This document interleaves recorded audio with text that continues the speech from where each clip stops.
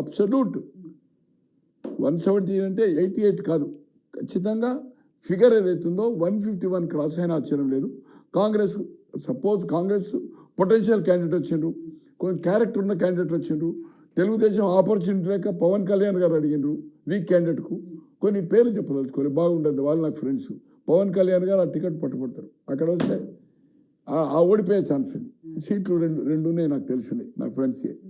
So ఏమవుతుంది, వాళ్ళు week అవుతారు. పవన్ కళ్యాణ్ దాని మీద చేయడంలో ఆయన కామన్ సింబల్ మీద చేయడు, సైకిల్ మీద చేయడు, ఆయన గ్లాస్ మీద చేస్తాడు.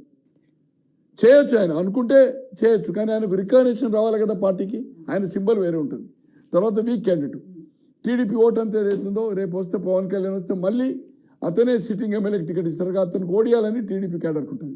ఆర్ టీడీపీలో ఉండే పొటెన్షియల్ ఎవరి దగ్గరికి వస్తాడు, కాంగ్రెస్కి వస్తుంది, కాంగ్రెస్ టికెట్ ఇస్తుంది. అటువంటి సీట్లో కొన్ని గెలిచే అవకాశం ఉంది. నేను అనుకుంటున్నా కొన్ని సీట్లు రావచ్చు కాంగ్రెస్కి ఏదైతుందో చర్మీలు రావచ్చు. ఎక్కడన్నా మిస్ఫైర్ అయితే ఈ కాంబినేషన్లో టికెట్లు మిత్రపక్షాలకు ఇవ్వడం వల్ల ఓటార్ ఏదైతుందో పార్లమెంట్ కూడా వచ్చే అవకాశం ఉంది కాంగ్రెస్కు. బట్ 2029లో నేను ఒక యూట్యూబ్ ఛానల్కి ఇచ్చాను, ఒక పత్రికాధిపతి ఏదైతుందో చాలా పెద్ద ఆర్టికల్ రాశారు. షర్మిలి గారి వ్యూహము రాహుల్ గాంధీకి ఏదైతుందో ఇప్పుడు కాదు, 2029 ప్లానింగ్ ఉంది.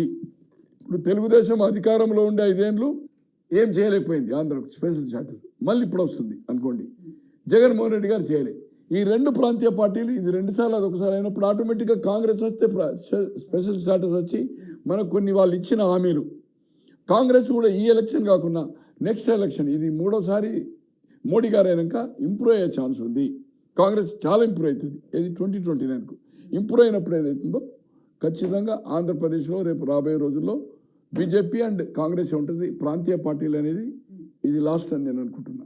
చంద్రబాబు గారి తర్వాత ఏదైతుందో నేను అనుకుంటున్నా లోకేష్ గారికి టేక్ ఓవర్ కూడా ఇవ్వచ్చు. ఏది 5 years లోపటిని కొంచెము వీక్ అయ్యాడు, హెల్త్ కూడా చూస్తే.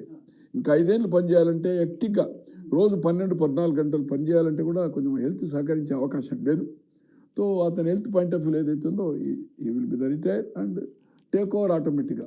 నేను అనుకుంటున్నా పవన్ కళ్యాణ్ గారికి డిప్టీ ఉప ముఖ్యమంత్రి ఇవ్వడం ఖాయము, దాంట్లో 100%, దాంట్లో ఏమాత్రం అనుమానం లేదు. ఆయన అడిగిన పోర్ట్ఫోలియో ఇస్తారు. ఆయనకి 25-30 స్థానాలు ఇచ్చినా, దాంట్లో ఎన్ని గెలిచినా, తర్వాత లోక్సభ 2-3 ఇచ్చినా, ఎన్ని గెలిచినా అతను గెలవడం అనేది అసెంబ్లీకి ఖాయం. ఎక్కడి నుంచి చేసినా ఈసారి చూసింగ్లో పోయినసారి ఓడిపోయాడు 2లో.